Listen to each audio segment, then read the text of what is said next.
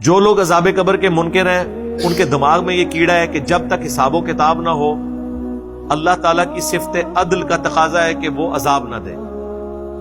اللہ تعالیٰ کی صفت عدل بھی ہے اور اللہ تعالیٰ سب سے بہترین حساب فرمانے والا بھی ہے اور سب سے جلدی حساب فرمانے والا بھی ہے. یہ بھی قرآن میں آیا.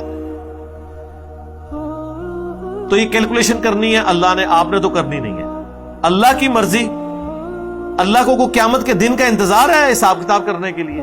وہ تو پبلکلی حساب کتاب ہوگا اگر کسی کا کوئی وہم ہے وہ نکالنے کے لیے، ورنہ اللہ نے تو ہر لمحے میں حساب ہو رہا ہے. بخاری مسلم میں حدیث ہے فرشتے فجر اور عصر کے وقت چینج ہوتے ہیں.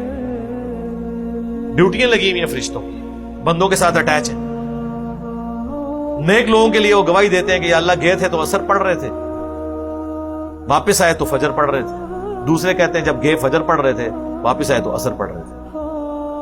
تو وہ گواہیاں لکھی جا رہی ہیں. وہ روزانہ کا حساب کتاب روزانہ ہو رہا ہے. صحیح مسلم میں حدیث ہے کہ ہر پیر اور ہر جمعرات کو اللہ کے حضور نامہ اعمال پیش ہوتے ہیں. تو نامہ اعمال تو پیش ہو رہے ہیں.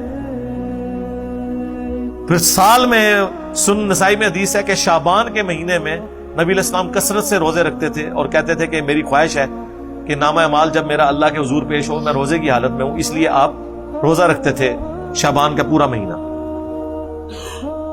وہ تو اللہ نے حساب و کتاب رکھا. ان کی ڈاکٹرن ٹوٹ گئی جو کہتے ہیں قیامت سے پہلے عذاب نہیں ہو سکتا. تو قرآن میں تو عذاب کا ذکر ہے دنیا کی زندگی میں بھی تاکہ لوگ اللہ کی طرف پلٹیں. موت کے وقت بھی عذاب کا ذکر ہے سورۃ الانعام میں. تو جب دو قسطیں قرآن سے ڈائریکٹلی اور تیسری بھی ثابت ہوتی ہے کہ بڑے عذاب کی طرف ان کو پھر پیش کیا جائے گا اور فرعونی صبح و شام آگ پہ پیش کیے جاتے ہیں. اور امام بخاری نے عذاب قبر والی حدیثیں جب لی ہیں نا، اس کے ٹاپ پہ یہ آیت لکھی ہے کہ فرعونی صبح و شام آگ پر پیش کیے جاتے ہیں تاکہ ان لوگوں کا رد ہو جو کہتے ہیں قرآن میں عذاب قبر کا ذکر نہیں ہے.